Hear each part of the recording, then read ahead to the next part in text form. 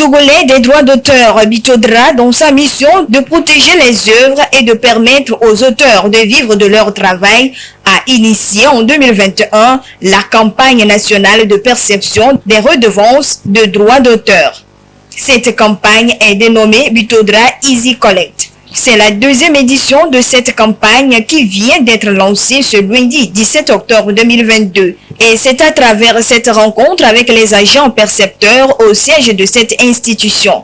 Ces agents percepteurs auront pour mission de sillonner et de sensibiliser les utilisateurs des œuvres sur l'importance de payer les redevances de droits d'auteur. L'objectif poursuivi par l'opération Easy Collect, c'est d'abord de sensibiliser tous les usagers des œuvres de l'esprit, c'est-à-dire tous les utilisateurs qui utilisent tout ce qui est création.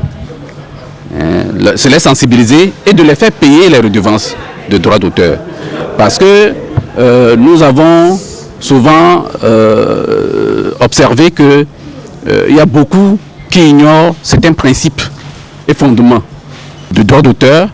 Et il s'agit aujourd'hui de les rappeler et de les sensibiliser en fait qu'ils puissent payer ces redevances-là. C'est une opération de collecte en masse. Tous nos agents percepteurs vont se positionner ensemble et sillonner les artères. La campagne concerne les salles de sport, les restaurants, les pharmacies, les hôtels, les bars, les boutiques, les salons de coiffure, les grandes surfaces, les supermarchés, les supérettes, les aires sonorisées, les cafétérias, pour ne citer que ceux-là. Le directeur général du Bitodra les invite à réserver un bon accueil aux agents percepteurs pour la réussite de la campagne. Il s'agit aujourd'hui d'encourager, de motiver ces créateurs-là, parce que leurs œuvres durent non seulement dans le temps, mais sont porteurs non seulement de valeurs, et également de l'identité du pays. Donc payer ces redevances de droits d'auteur, ça veut dire quoi? Ça veut dire c'est un devoir civique pour soutenir la culture de son pays. Et donc nous exhortons tous les usagers à payer, qu'ils utilisent des œuvres de musique, qu'ils utilisent des œuvres plastiques, qu'ils utilisent des œuvres audiovisuelles, toutes les catégories d'œuvres. Qu'ils utilisent même les œuvres de texte, les œuvres textuelles et d'images, à payer les redevances de droits d'auteur. Ici, il s'agit de faire vivre nos créateurs, de leur permettre un temps sans peu d'être rémunérés. Démarrée ce 17 octobre, la campagne nationale de perception des redevances de droits d'auteur prendra fin le 30 novembre 2022.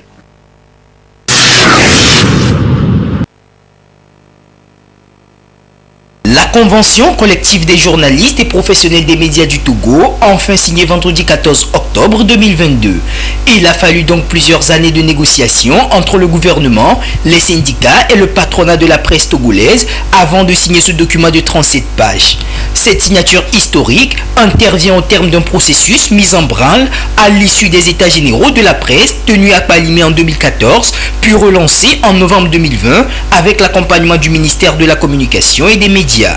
L'idée est d'organiser et d'assainir le secteur afin de le rendre plus professionnel. Cette signature permettra d'insuffler une nouvelle dynamique en améliorant les conditions de vie et de travail des journalistes qui évoluent jusqu'alors dans la précarité. Il va falloir à partir d'aujourd'hui faire en sorte que le journaliste togolais, surtout celui du privé, devienne ce travailleur qui est déclaré au niveau de la caisse, qui a tous les droits des travailleurs, qui peut aller en congé, qui peut toucher un salaire à la banque et qui peut contracter un prêt, qui peut avoir une assurance maladie, qui peut également pouvoir vivre de façon décente du travail qu'il est en train de faire. Les employés et les travailleurs, nous serrerons les coudes pour faire en sorte que la convention que nous avons signée puisse rentrer dans les brefs délais en vigueur pour que nous puissions chacun tirer meilleur profit de ce que nous nous sommes engagés à faire ensemble. Le gouvernement dans son ensemble sait nos préoccupations et s'y intéresse et nous sommes confiants qu'ils vont y travailler pour nous donner satisfaction par rapport aux doléances que nous avons demandées. Nous avons demandé qu'on revoie à la hausse l'aide de l'État à la presse et surtout qu'on puisse trouver le mécanisme qui permette de lever le fonds de développement des médias dans le pays, parce que avec le nouveau code, ce fonds a été voté par décret et le code va rentrer en vigueur en janvier 2023. Mais jusqu'à ce jour, nous n'avons pas entamé les mécanismes qu'il faut pour lever ces fonds-là. Un journaliste, quand il sera employé, quand cette convention sera dans son application effective, il sera tenu compte de beaucoup de paramètres. C'est son niveau d'études, son ancienneté, il y a une grille qui est associée à la convention collective. Cette grille devra lui être appliquée, son travail doit être reconnu, il aura des indemnités, il aura droit au congé, il aura droit à une retraite, il aura une vie sociale épanouie. Vous savez, depuis toujours, ce travail, nous le faisons par passion, et quand on travaille par passion, vous imaginez, et vous serez d'accord avec moi, qu'on ne cherche pas trop à contrôler tout ce qui ne va pas. La signature de la convention collective des journalistes et professionnels des médias du Togo intervient à quelques semaines de la fin du moratoire de 3 ans, introduit dans le Code de la presse et de la communication, pour permettre aux différents acteurs de se conformer aux dispositions régissant la pratique du journalisme au Togo. En saluant les différents acteurs impliqués dans l'élaboration de ce document, le ministre de la Communication et des Médias a réitéré l'engagement du gouvernement à accompagner la presse à jouer pleinement sa mission. Je voudrais vous rassurer que le fonds de soutien et de développement de la presse qui est prévu par le Code de la presse et de la communication sera rendu effectif dans un délai relativement court, dans le but d'accompagner le secteur pour assurer une formation continue aux acteurs, promouvoir le service d'intérêt général et favoriser une meilleure organisation de la corporation. Mais attention, nous ne devons pas faire l'économie des questionnements de l'heure. Est-ce qu'aujourd'hui, il est juste d'observer que les journalistes de notre pays ne peuvent pas avoir droit à une assurance maladie? Est-ce qu'il est juste d'observer que les journalistes de notre pays ne sont pas éligibles à la retraite? Est-ce qu'il est juste d'observer que, très simplement, le journaliste ne peut pas manger à sa faim? Alors les responsabilités sont sans doute partagées, mais je voudrais rappeler qu'une entreprise de presse, c'est d'abord une entreprise privée. Et parce que c'est une entreprise privée, elle gagne d'abord à fonctionner dans un cadre qui lui permet de s'épanouir. Et l'État, dans sa responsabilité, créera ce cadre, continuera à faire en sorte que les entreprises, quelles qu'elles soient, puissent s'épanouir dans notre pays et créer de la richesse. Les syndicats constitués du SYNGIT et l'UGIT et le patronat formé du CONAP, de l'URATEL, le PPT, la TOPEL et de l'OPEL ont promis œuvrer pour l'entrée en vigueur de la convention collective des journalistes et professionnels des médias du Togo dans un délai d'1 an.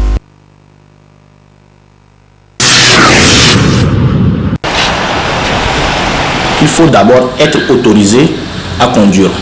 Et celui qui donne cette autorisation de conduire, c'est l'État. Après avoir suivi une formation adéquate dans un centre d'éducation routière, l'État organise généralement tous les mois un examen de permis de conduire afin de permettre aux apprenants de se faire tester.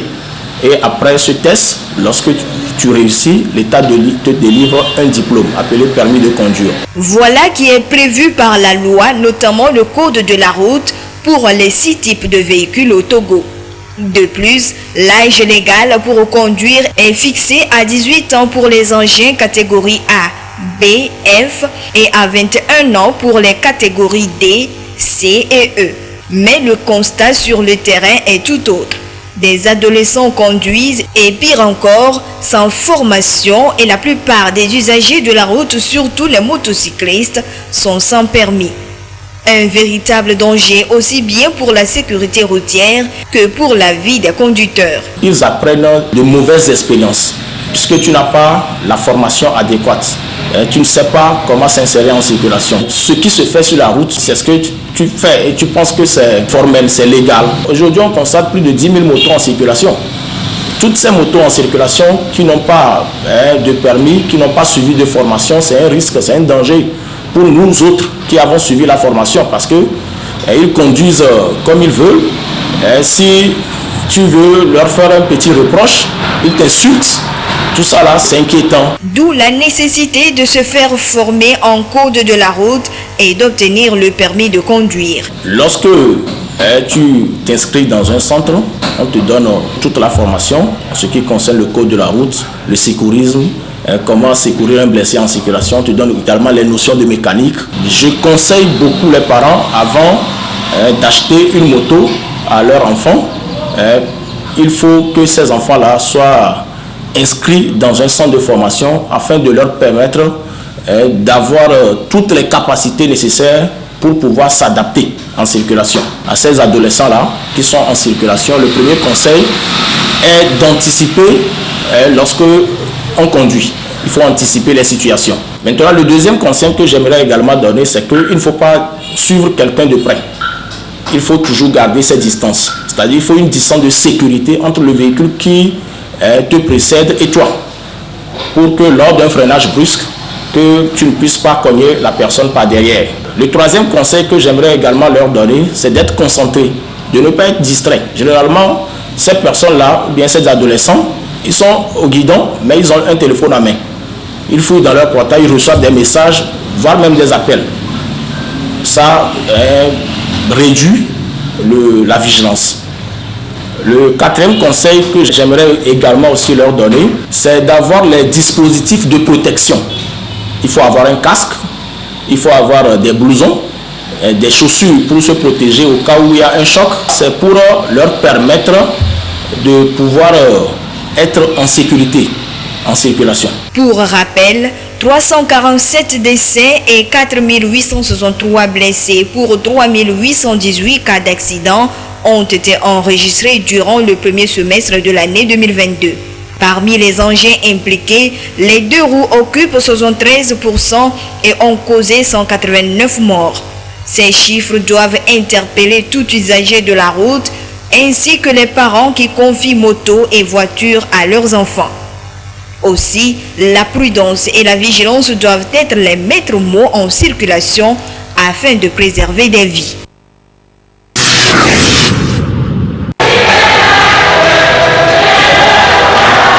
À cette messe pontificale concélébrée à la paroisse Saint-Augustin d'Amoutivey ce dimanche 16 octobre, deux événements solennels ont été célébrés. Il s'agit du 75e anniversaire de l'Institut séculier Présence et Vie dans le monde et ses 36 ans d'existence au Togo, ainsi que de l'engagement dans cet institut de 5 nouvelles sœurs. La célébration eucharistique a été une occasion pour les membres de l'Institut de rendre grâce à Dieu et de prier pour la multiplication de la communauté Présence et Vie. Inspirant des textes bibliques du jour, l'archevêque a exhorté les fidèles à la persévérance dans la prière. Parfois, face aux événements que nous vivons, face aux situations que nous rencontrons, face aux persécutions que nous endurons, nous avons l'impression que notre prière est vaine.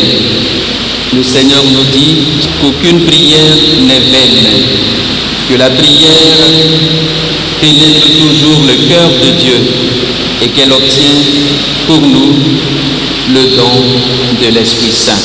Je voudrais donc inviter chacun de vous à ne jamais perdre confiance. La prière est pour les combats. La prière est également pour les actions de grâce. La prière est l'arme la plus efficace du chrétien.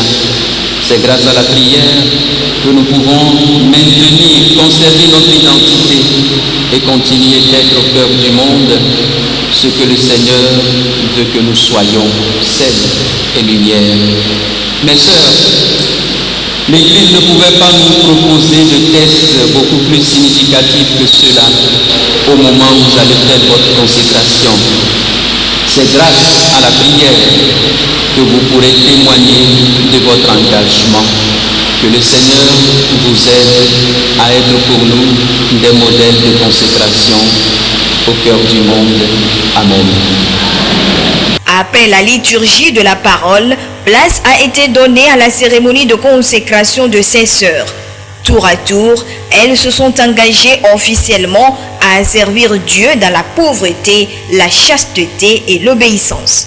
L'Institut séculier Présence et Vie, notons-le, est ouvert aux filles et femmes célibataires et aux veuves. Plusieurs étapes sont à franchir pour être membre à part entière de Présence et Vie. Premièrement, vous restez en contact avec les membres pour voir si c'est vraiment ça que vous voulez, si c'est ça que vous sentez dans votre cœur. Après cette étape, vous-même, vous faites l'offrande de vous-même à Dieu en disant « Je vais faire un premier pas dans l'Institut pour connaître l'Institut ». Après le pas pour connaître l'Institut, vous avez 3 ans de formation pour connaître quelle est ma mission, qu'est-ce que je dois faire dans l'Institut, qu'est-ce que l'Institut attend de moi, qu'est-ce que Jésus-Christ attend que je fasse. Et après ces 3 ans, vous faites votre engagement comme ce que vous venez de voir. Nous n'avons pas de signe distinctif comme les religieuses qui ont la robe avec voile. Nous avons seulement une croix qui signifie notre appartenance à un institut séculier qui s'appelle Présence et Vie, qui est né en 1947 après la guerre. Sa mission, c'est d'amener les gens à connaître Jésus, à savoir qu'en eux-mêmes se trouve Jésus, l'espérance qu'ils veulent. Cette célébration eucharistique a été également une occasion pour l'archevêque d'apporter des éclaircissements sur les différents types de consécrations et instituts séculiers qui existent dans l'Église Corps du Christ. L'Institut Présence et Vie est représenté dans plusieurs pays à travers le monde. Au Togo, il compte à ce jour 30 membres consacrés.